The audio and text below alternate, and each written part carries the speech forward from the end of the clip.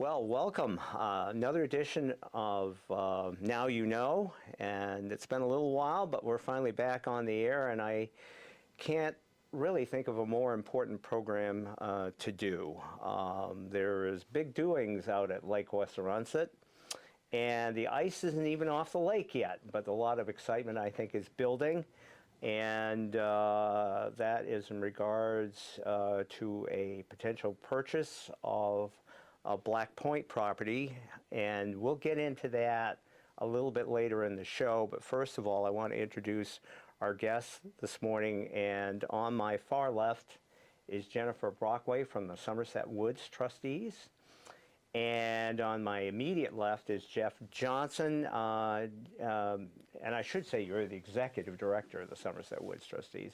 And Jeff Johnson, who is executive director of the Children's Center, and is here actually in his role as our fundraising chief with the LWA and for the Black Point Project. So LWA is Lake Wesserunsett Association, for those who don't like anachronisms here this morning. So I'll tell you, before we really get going too far into the Black Point Project, I'm sure there are many out there that are not all that familiar with these two organizations, Somerset Woods Trustees and the Lake Wesserunsett Association. So let's start with Jennifer first. Can you give us kind of a overview on Somerset Woods Trustees? Sure. So Somerset Woods Trustees is a land trust based in Skowhegan. A land trust means we conserve land for public benefit. So we have worked throughout southern Somerset County primarily since 1927 to conserve the places that matter most in our communities, whether that be for wildlife habitat, public recreation. Increasingly, it's about climate resiliency and how do we make our communities best sustain and thrive in our changing climate. A whole lot of properties over the almost 100 years that we've been doing this work, beginning in Skowhegan under the leadership of Louise Coburn, really focusing in at that time on the properties that mattered most to the community in terms of, for example, we still own a ball field that was created back in the 40s. The picnic area at Kennebec Banks, Coburn Woods. Louise Coburn led the way for conserving Coburn Woods on Russell Road because it forms a scenic backdrop for the Skowhegan State Fair. And if you read her early writings, she was very concerned and excited about the prospect of people being on the grandstand at the Skowhegan State Fair and looking up on the hillside at this beautiful conserved forest. So it was kind of the beginnings were very much about sense of place and quality of life in Skowhegan. Over time, the organization has matured and grown in terms of the geography that we cover. Again, mostly southern Somerset County at this point. And a little more conservation focused in terms of the lands that we choose to conserve. So that's it in a nutshell, Chris. Yeah. What are some of your recent projects? And we're going to, Black Point is one of them. We'll get into that. But you've got some others on the table right now, too. We have a lot of projects on the table right now. Currently really focused on the Carabasset River in New Portland. So we have 3 properties that will be hopefully completed in the next 12 months, including one, Witten Woods at the historic New Portland Wire Bridge. It's 450 acres on the Carabasset. We hope to close in the next few weeks with LMF and Land for Maine's Future and another public funder. So again, 450 acres will be the first conservation land for the town of New Portland. With public trails, 2 miles of river frontage on the Carabasset, water access. It's just a really fabulous project for us. And then we are also working in East New Portland on another property with really high habitat values, but also providing critical connectivity for the local snowmobile trail system. And then in Anson on the Carabasset, we are working on a 85 acre or so parcel that is home to at least 4 rare, threatened, or endangered species. Just a really intensely valuable piece of land from an ecological perspective. So kind of the full gamut of the work that we do is on display in those 3 projects on the Carabasset. And then, of course, we just recently acquired Parkman Hill Farm in Solon. Many of you are familiar with the property, 650 acres that has long been owned by a landowner from out of state and used for skiing and light recreation by the community. That parcel is now ours, and we're renovating it, renovating the farmhouse so that it can become our year-round headquarters. So a lot of growth. Nothing going on, right? Wow. That's great. A lot of your properties, and maybe all your properties, allow non-motorized recreation, correct? All of our properties are open for public use. Yep. Yeah. And most all of them are open for hunting and fishing as well. Yeah. It's really focusing on making sure that the traditional land uses that our community has always enjoyed, we want to see those persist as, as land ownership patterns change in our community, lands increasingly are posted against public use. And so the work that we do is becoming more and more valuable in making sure that folks have a place to hunt, they have a place to fish, bike, or walk, ski. So recreation is a big part of it then, which is good. Yep, yep. Yeah, let me see. Now, is this true? I mean, I've heard this, and so you go back into the 1920s. Is your organization the oldest land trust in Maine? We believe we're the oldest land trust in Maine. Yeah. And it's an interesting history for me because I've been in land conservation and working with Maine land trusts for almost 25 years. And about 10 years ago, a lot of land trusts started having these really productive conversations about how do we most directly connect with our community and best serve our communities. And maybe sometimes that means we're acquiring small parcels of land that may not register on a conservation perspective in terms of habitat, but are really important for that local community. And when I look at Somerset Woods history, that's where the organization started, right? And so it's so fun to have these pieces of land like Malbin's Woods across from the Eddy. That's a piece of land that Louise conserved to help conserve the scenic entry into town. Mm-hmm. And now we were able to lease that property to the Maine Appalachian Trail Club. That's so that they right. could develop their Maine Trail Center. So we have these pieces that were conserved for community use and that have this flexibility in being able to meet community needs today. And a lot of land trusts don't have that luxury. So I think it's a pretty neat history. Well, you were cutting edge then at the time this was formed, and Louise was quite a leader, yes. yeah, she was amazing in so many ways, and she also wrote the book Skowhegan on the Kennebec, which I can't say I've read it cover to cover, but I read pieces of it. It's a very impressive history of Skowhegan through, the 1940s, up to the 1940s or so. But a real leader in the community and certainly helping to start this land trust. So that's a little background on Somerset Woods trustees. Now, Jeff, maybe just a little background on Lake Wesserunsett Association? Sure. The Lake Wesserunsett Association's been around for decades. It's a nonprofit 501c3. Its primary mission is around preserving and protecting the water quality in Lake Wesserunsett and in the watershed around it. Preserving that environment in the watershed too. So one of the big programs that the association runs is the invasive species,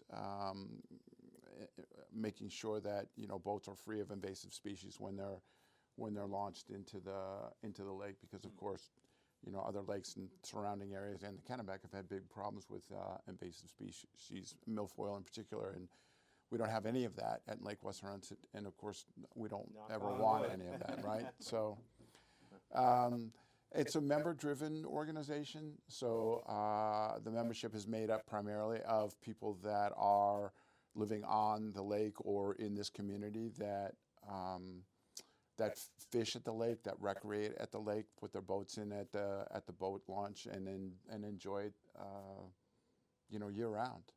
So that's why I think for us, this Black Point project was a very easy partnership with us, with Somerset Woods, to think about.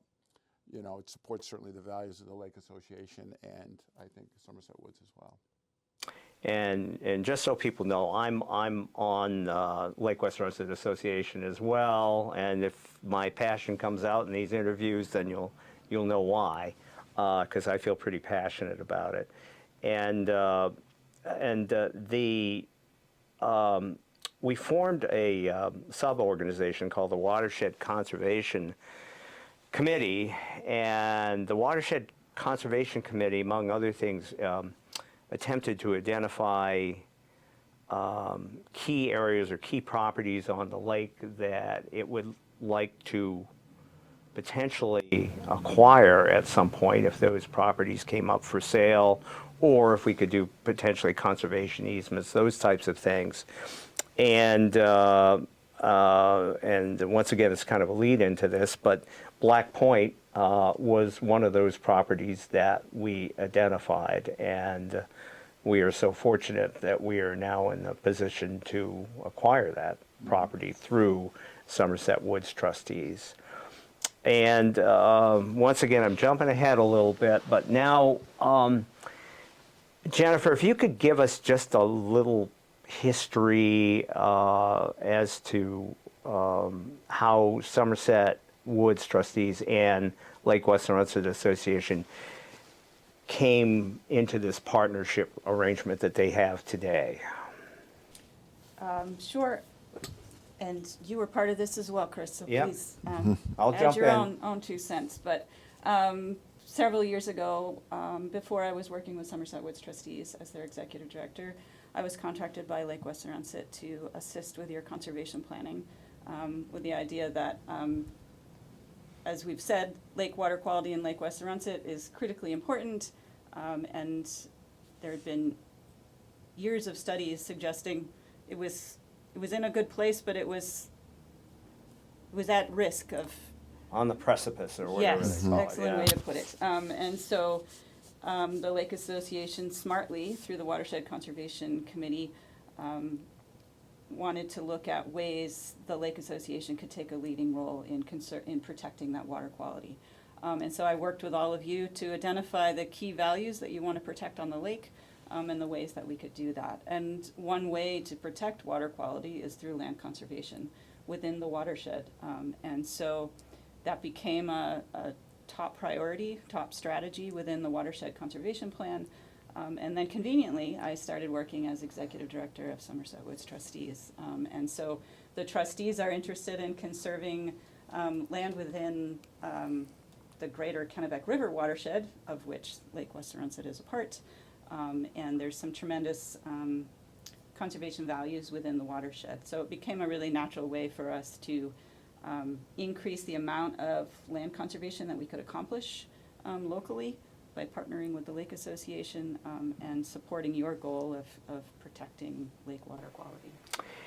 Now, our first partnership arrangement that actually ended up going very well was with the Reed Lottie property, which is in the northeast corner of the lake. Can you kind of explain how that all came about? That was a fun project. Again, a property suddenly came on the market. It was a property that had been identified within the Watershed Conservation Plan as an important piece to conserve for the sake of the water quality. And Eric Lottie and a few other really enthusiastic members of the community identified this opportunity and approached Somerset Woods to see if we thought it was a doable project and if we should go forward. And so thankfully, because the art school, Skowhegan School of Painting and Sculpture, was able to partner with us, we were able to rapidly acquire a very important piece of land. I forget now how many acres that one is. It's in the 50 range, I believe. 55 or so acres of wetland and just beautiful land in the Northeast Inlet.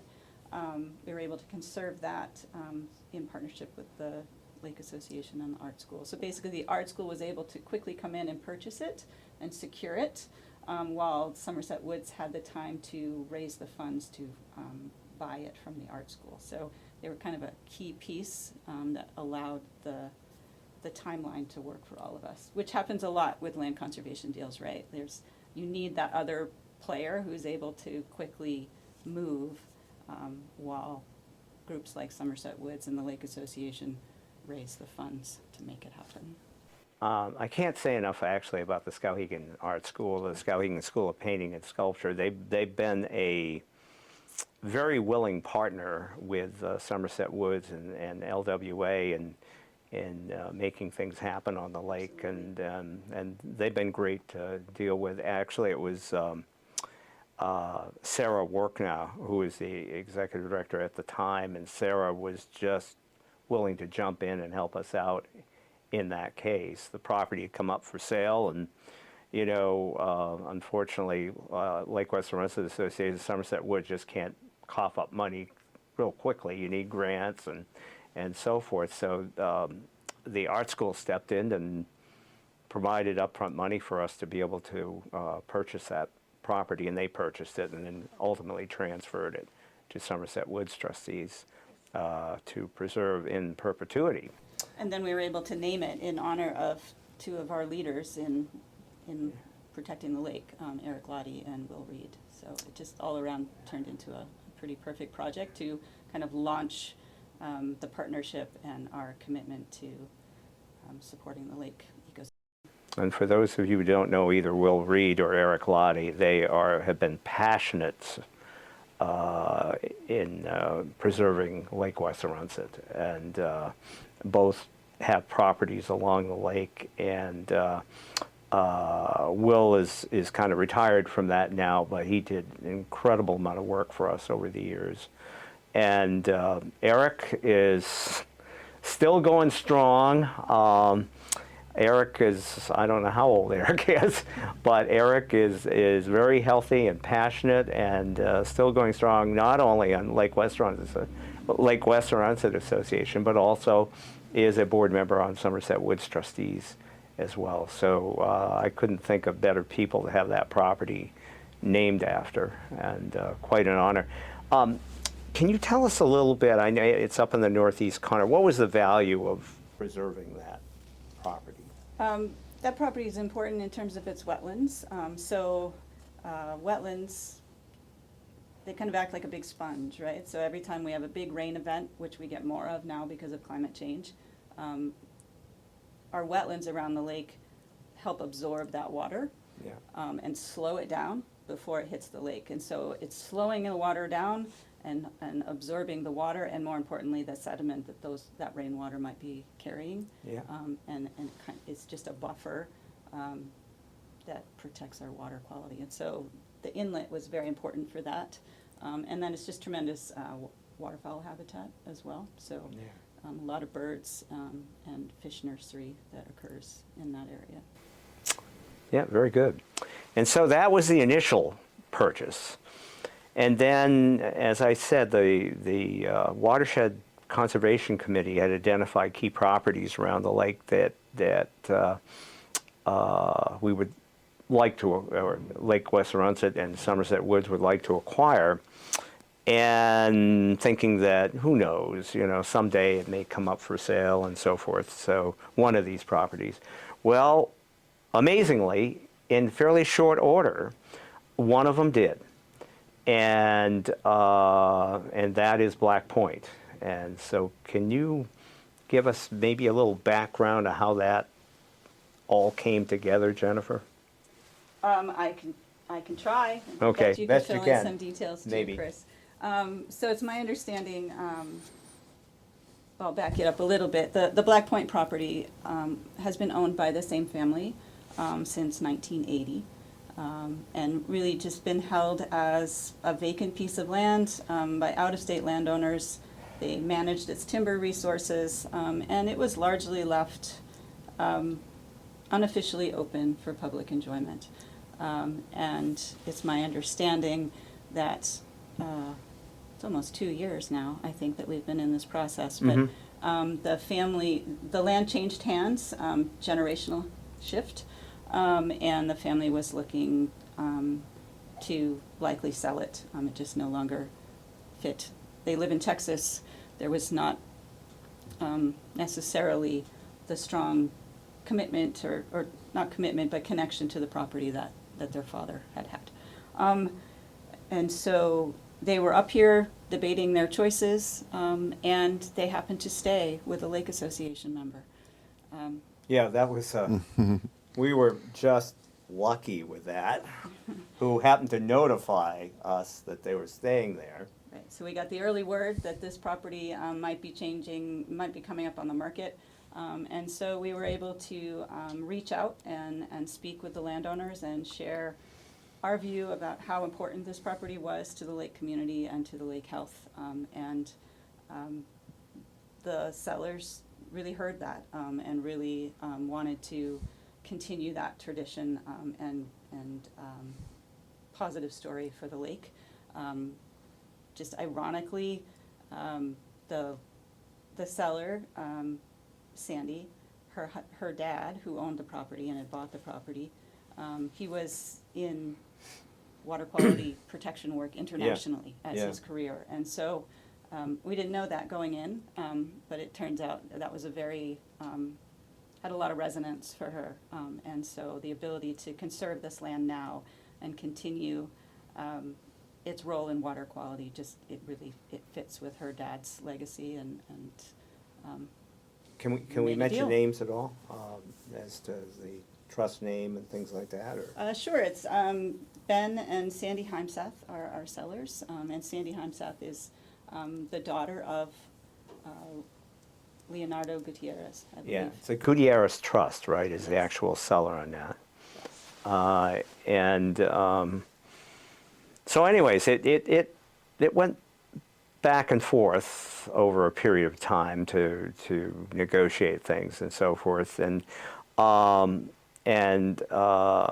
Somerset Woods and Lake Wesserunsett Associates agreed to pay basically appraised value for the property, and that appraised value came out to be what, 300,000? We're paying just below appraised value. Just below appraised value, okay, at 300,000, and then there's also a stewardship fund or something that of 50,000 that is added on top of that. You want to explain how that works? Sure, just a little bit about the structure of the purchase. We have entered into a purchase and sale agreement to forever preserve much of the Black Point parcel. So about 130 acres, the survey is not done yet, but ultimately we will be dividing the parcel so that we will be protecting the vast majority, 130 or so, and then the Heimsaths will be retaining a piece of land as well so that they can potentially have a camp and continue their connection to the lake. So that division is not formalized yet, the survey is pending. But for that 130 or so acres, we're purchasing it for $300,000, and we have up to November 2026 to secure that purchase. In addition to the purchase price, every acquisition of land comes with costs. So there's the cost of the survey and the appraisals and the initial improvements to the property to make it suitable for public use. And we also, at Somerset Woods, every time we acquire a piece of land, we put money into our dedicated stewardship fund to ensure that we always have the resources to conserve and protect the lands that we're obligated to, right? Like as a land trust, we own land forever. So that's a really long time to be thinking about what is it going to cost to own this property, whether that be the insurance or tree growth plans or public stewardship, the trails that everybody wants to see, maintaining the parking lots. It costs money for us to own land. And so each time we acquire it, we try to raise funds to put aside for that use. So our total goal for the purchase is $350,000. Okay. And we're a little ways along in that process of fundraising and so forth. Actually, let me hold off on that because that's Jeff's bailiwick here, so I'm going to have him do that in a minute. But I mean, so Black Point, I guess my general question is why Black Point? Why are we doing this? What's the value of Black Point? A lot of things, probably. There are a lot of reasons to protect Black Point, but I think for many people watching this show, you have a story that involves Black Point. Everyone who's been on the lake has had an experience at Black Point of some kind. It's Yeah. the place where we go fishing. It's the place where we go for quiet. It's the place to picnic, to go birding. Like everybody has. There's, folks grabbing their mom's Boone's wine when they were in high school and heading out to Yeah. Black Point. Like there are stories at Black Point, and it's part of the lake experience. So that is a reason, without question, to conserve Black Point.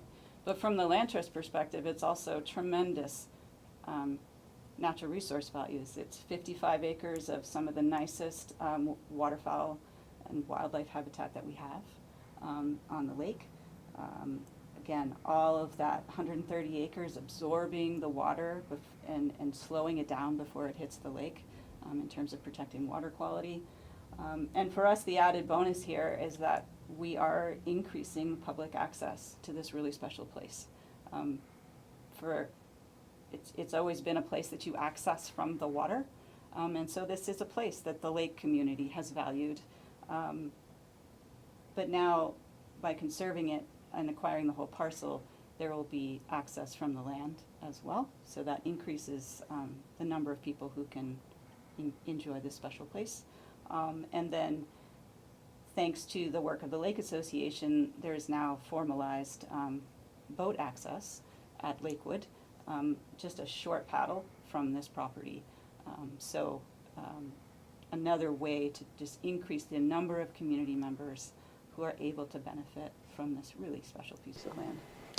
And for those of you who don't know, I mean, anybody on the lake knows, I believe, but Black Point is in the western shore of the lake, and it's between Lakewood Theater, and Sandy Beach Campground. That's correct.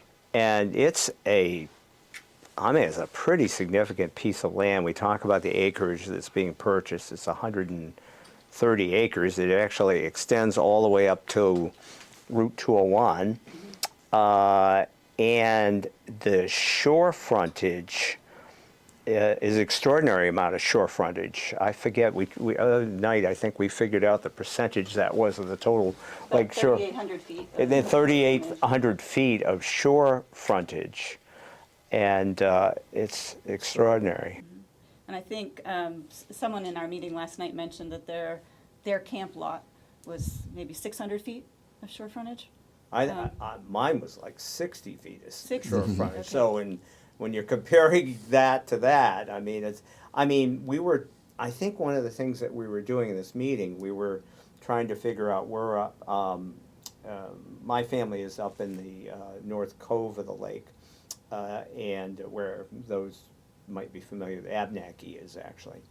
And we were trying to figure out the combined shore frontages in that cove, which is a pretty sizable cove, and I don't think they came close to adding up to the 3,800 feet that Black Point property would have.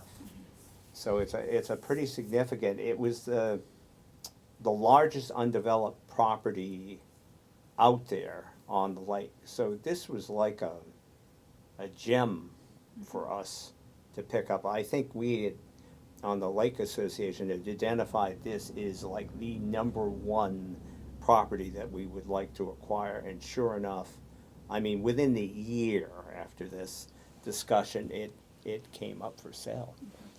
So we were very fortunate about that. And one other thing, Jennifer, you're also, your recreation is a big part of this.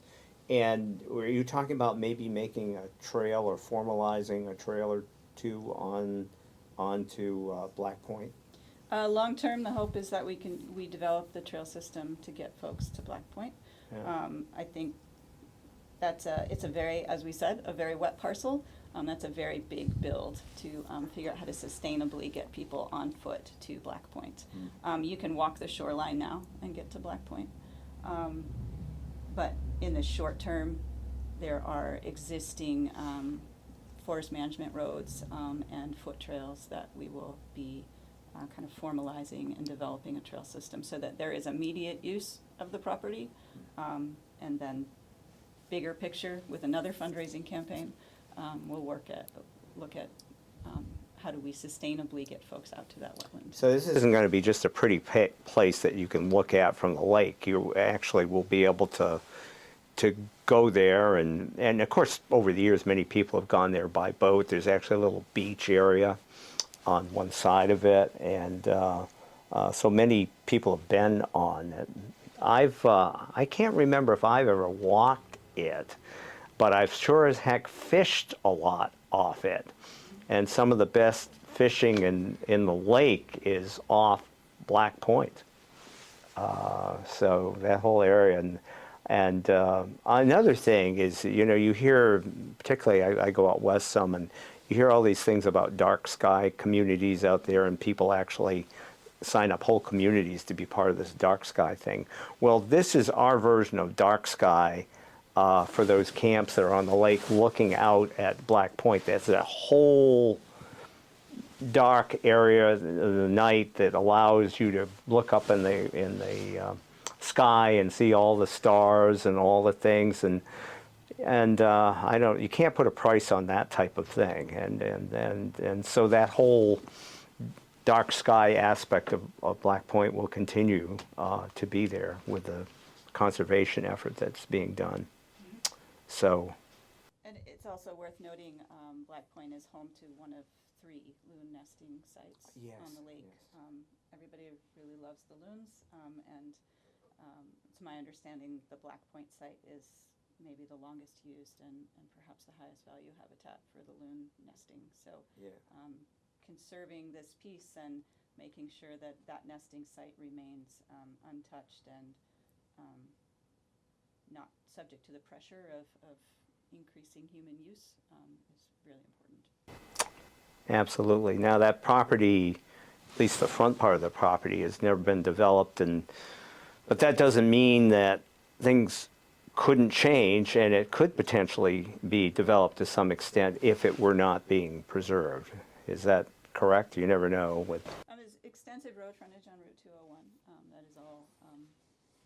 It's the area that had been, I believe it was a red pine plantation at one point, and it was very heavily harvested, as you do with red pine plantations. And so it's really early forest along Route 201. Many people will recognize there's a beautiful stone wall along that whole frontage. So all of that is, that's developable land if it were to go on the market. Closer down to the lake, there's a few pockets where someone creatively might find a way to have a home. Yeah. The little history, because I happened to read the notes on this, but there was a hotel back in the early 1900s. I think it was called the Fairgreaves Hotel, which was on the south side of the property, and then there was a farm, I guess, up above on the property closer to the road, and there's still rock walls and other things. The barn foundation up there. Yeah, but this Fairgreaves Hotel in its time apparently was quite a resort area, and this is going back to, well, Lakewood was in existence in the early 1900s. I forget what happened. Did that burn down? Do you remember the I don't know the history history of the Fairgreaves Hotel. This is a great We need Eric conversation. Lottie here today. He would know. Eric is our lake historian, and so he could fill in all the details on that, I'm sure. Well, Jennifer, we sure picked on you quite a bit. Yes, you have. And now it's I've learned some things. yeah. Now it's Jeff's turn, because in order to make this whole Black Point property become a reality, we need to raise money, and we need to raise quite a bit of money. Fortunately, some of it has already been raised, and Jeff is the head of the fundraising committee for that. And Jeff, why don't you give us some background on that. Sure. So the most important thing, and in this fundraising drive and for the development work around it, is for us to do things like this, and that is to tell the story about the lake and the watershed and try and communicate how important that watershed and that area is to maintaining forever the quality of the water at the lake, preserving habitat for a variety of different recreating opportunities. The fishery that's over there is arguably the best in the lake, some of the best in the area, loon habitat. So communicating that story and letting folks know how invaluable it is and how it might be a once in a lifetime or once ever opportunity right now to purchase this and preserve those things forever. And so $350,000 is, as you heard, is the goal, not just to purchase the property, but to preserve it in perpetuity. And the $50,000 is basically carrying costs for that work to happen, and to build out and preserve an infrastructure that will improve public access, as you heard Jennifer talk about, with the trail system. And now we've got carrying access from Lakewood for canoes and kayaks to make it much more accessible than it was. So we have just launched a public campaign to purchase the Black Point area. The campaign is going to last through the 2026 calendar year.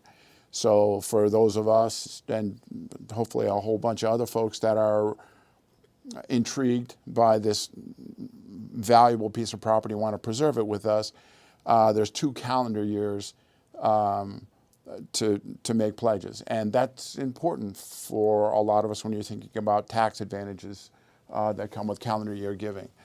And there's a variety of different ways to donate money for this purchase. It can be done on a monthly basis. It can be done, through ACH automatic payments. It can be done through annuities, through stocks, through bonds. Basically, any type of way that would work for somebody, we can make happen. So that's the big push. The goal is $350 for both organizations. Somerset Woods is focusing more in the grant area.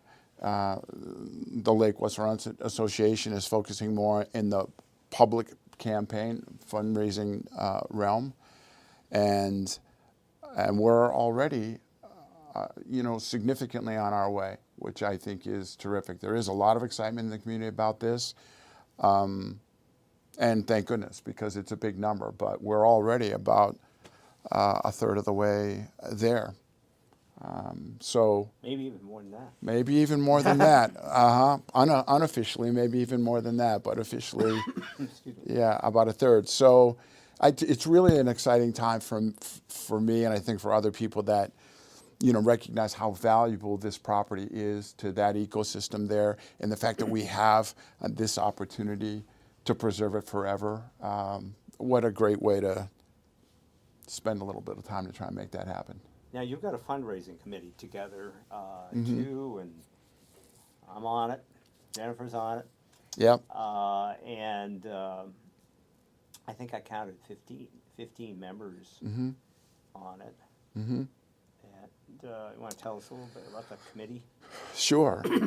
So as you just mentioned, the committee is made up of interested people from the community, and trustees from Somerset Woods and trustees from the Lake Association. And when you're in a campaign,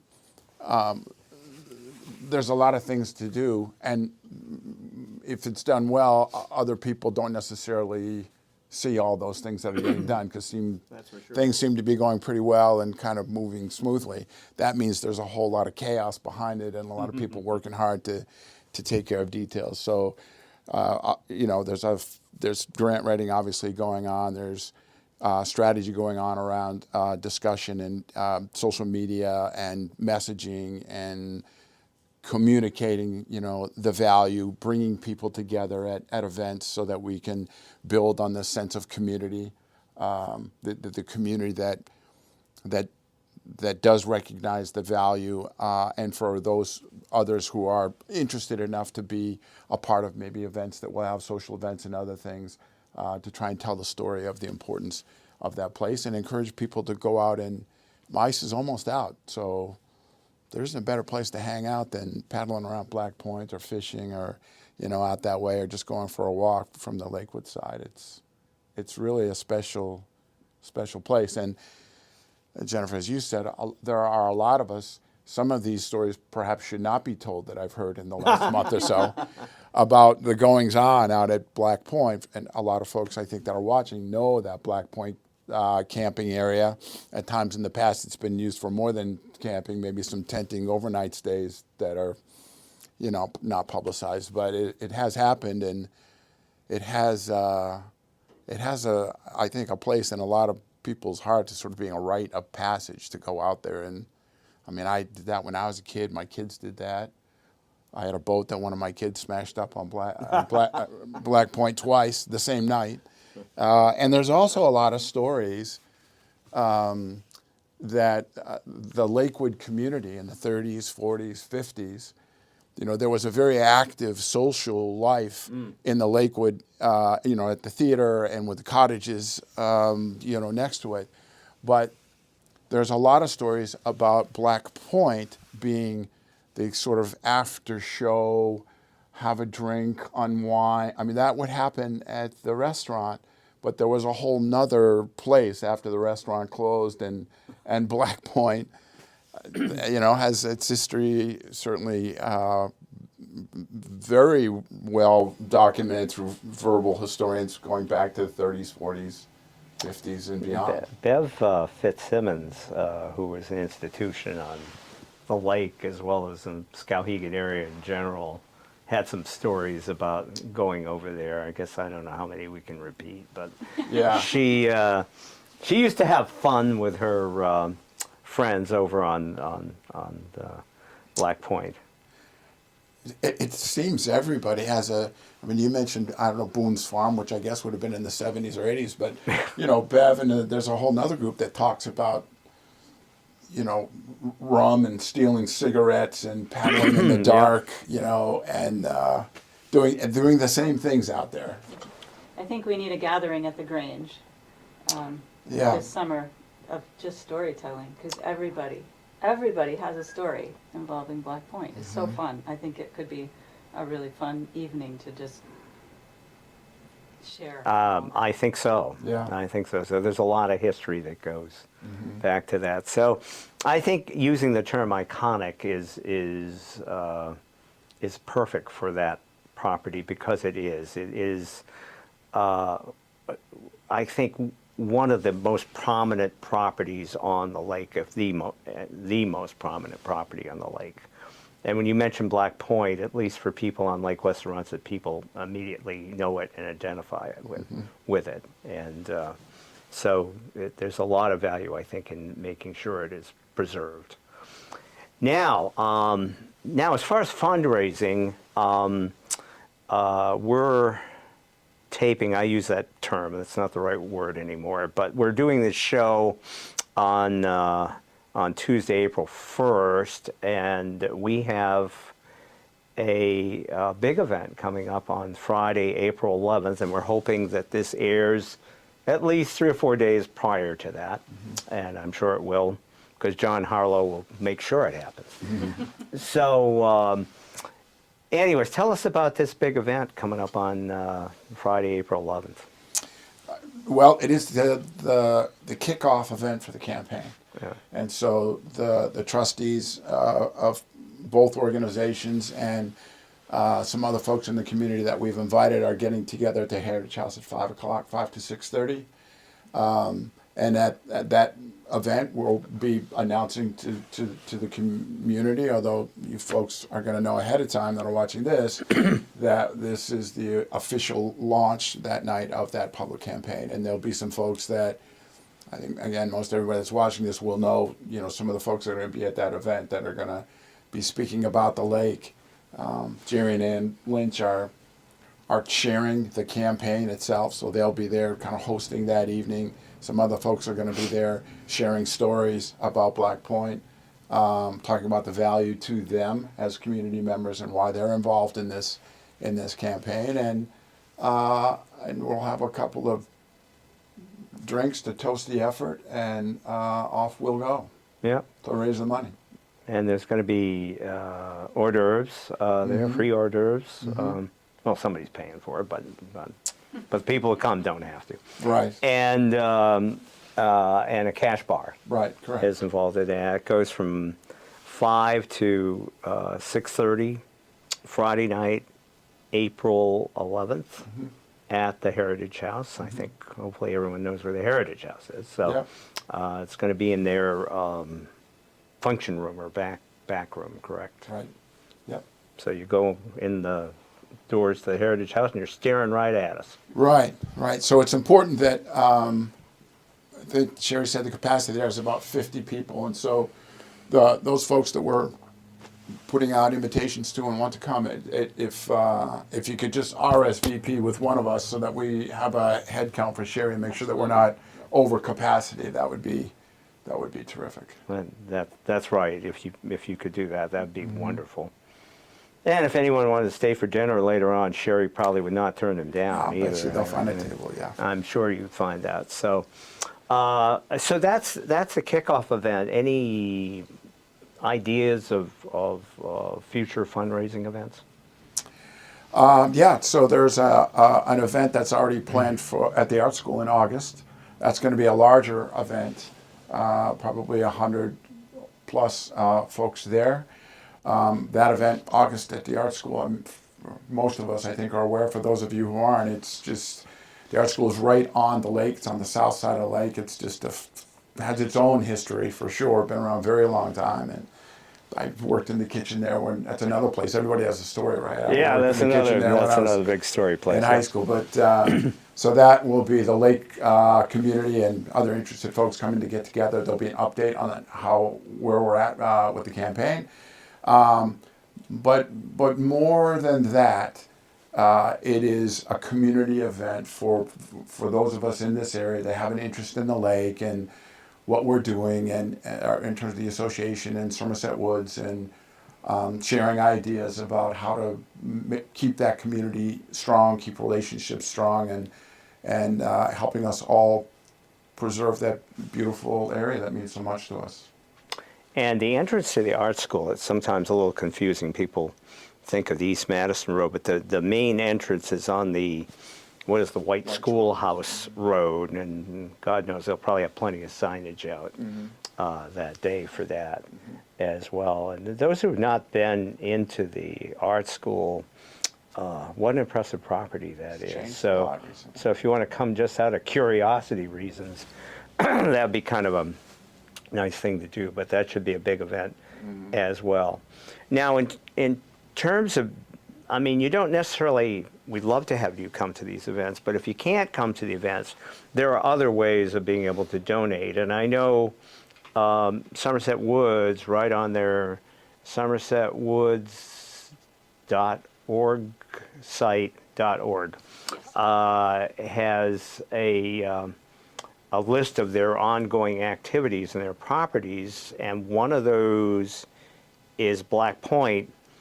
And if you press this little button, I believe it says donate, you can donate right online for this, okay? And the donations go through Somerset Woods trustees. Lake Wesserunsett is there to help get donations for that, but the actual donations are made out to Somerset Woods trustees, and you can what are all the different ways, or I think I think you described it anyways, but you can go on and and give your credit card or whatever to make that donation. So and it's a great mechanism, but their website in Arts, which is in the process of being updated, and should be live in all of its features before the event on the 11th. But they're both websites are great places to go get more information about Black Point, about see some snippets about people's stories that you might know. And I think both organizations would love to be able to reach out and get in touch with folks that have an interest in the lake and might be thinking about making a donation. We've got a couple of people identified. I'm one of them that look forward to reaching out to people, hearing their stories, talking about Black Point because we're trying to build some memory of the area. Captures, as you said, it'd be great to hear some of those stories and maybe have John come and record some of them, because once we lose folks in the community, those stories are gone forever. So that's also a part of this, building a sense of community and shoring up some of this history that's out there. I think Jennifer's idea on having a East Madison Grange Hall event and people coming and sharing stories, might want to put that on the agenda too, perhaps, for the future. So there are a number of different ways that you can contribute, and you don't necessarily have to live on Lake Wesserunsett in order to make a contribution. I mean, this is a valuable property in so many ways, and it's a way to help best we can keep Lake Wesserunsett as pure as we can keep it. And I'm sure many of you have read stories in recent years of various lakes either having algae blooms or whatever, and there seems to be stories every summer about that. And to this point, we've been able to avoid that on Lake Wesserunsett, but we used the term precipice earlier on that. You never know. So the more that we can do to preserve properties, that decreases the risk of that happening. So. And it's much more cost-effective and effective period to prevent the algal blooms, right? So land conservation and the work to improve buffers and the way that we're using properties around the lake, that is more effective and less money than it will be if the lake water quality deteriorates and we're trying to get it back, right? Well, prevention is truly the route to take here. Well, I'll use for an example out in Smithfield and North Pond, and the treatments there for their algae issues, and they were trying to raise millions in order to do that, okay? So in our case, we're only talking about raising $350,000 to buy this, so relatively that doesn't seem too bad.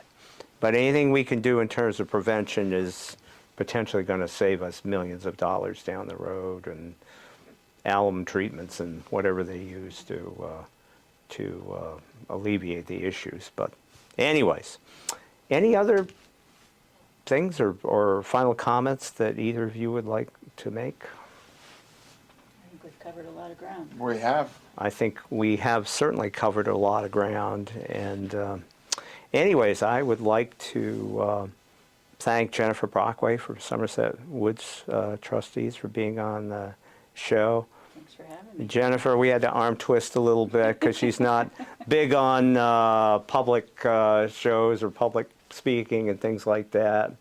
Ask me to write a letter. She's a great grant writer, behind the scenes lady, wonderful, but you did just fine. So no problems at all. And Jeff Johnson, thank you very much. And thank you for being the fundraising chairman. I think that's important. Absolutely. Very important. Okay, well, thank you very much, folks. And now you know.